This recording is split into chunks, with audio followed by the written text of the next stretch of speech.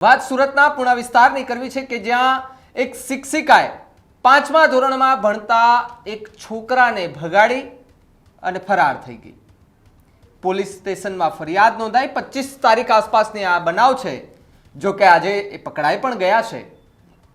એ શિક્ષિકા 25 તારીખથી લઈને આજ દિન સુધી ગુજરાત એ રાજસ્થાન અલગ અલગ વિસ્તારોમાં રહી છે અને 2 વખત એ 5મા ધોરણમાં ભણતા બાળક સાથે ન કરવાનું કામ કરાવ્યું।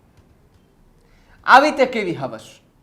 તમે એક નાના બાળકને ના તમે મૂક્યો, તમે ટીચર છો, તમે શિક્ષક છો, તમારી પાસે એ આશાએ બાળકો ભણવા આવતા હોય કે અમને ત્યાંથી જ્ઞાન મળશે, સારું જ્ઞાન મળશે, ખરાબ વસ્તુને બાજુ પર મૂકીને ત્યાંથી સારી વસ્તુ શીખવા મળશે। પણ આવી શિક્ષિકાઓને આવા શિક્ષકો એમની નજર કેટલી ખરાબ!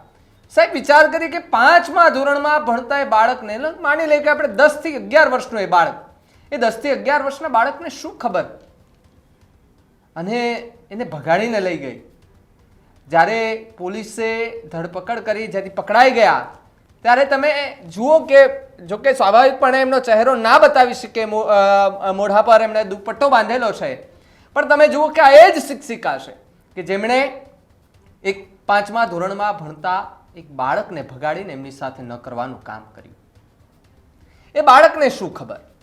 એ બાળક પાસે તો કદાચ પૈસા પણ નહોતા, એ બાળકના પહેરવા માટે ચપ્પલ પણ નહોતા।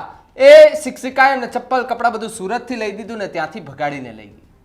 આ તો જોકે પરિવારને ખબર પડી હશે, ત્યારબાદ પોલીસ સ્ટેશનમાં ફરિયાદ નોંધાવી કે અમારું બાળક ગુમ થયું છે। ત્યારબાદ ખબર પડી કે બાળક ગુમ નથી થયું, તેને તો ભગાડી ગઈ છે એક શિક્ષિકા। આવી તે કેવી શિક્ષિકા!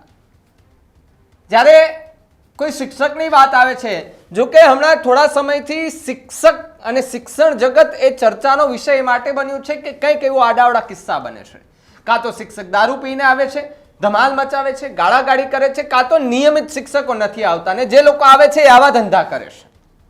બધા શિક્ષકો એક સરખા નથી હોતા, આપણે પણ માનીએ છીએ, પણ એક આવા શિક્ષકોના કારણે લગભગ બધા જ શિક્ષકો બદનામ થતા હોય છે।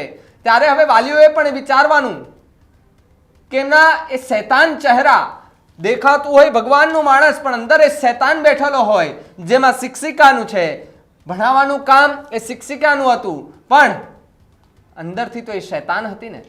અને શૈતાને એવું કામ કર્યું કે ગુજરાતભરમાં એ શિક્ષિકાની ચર્ચા થઈ રહી છે।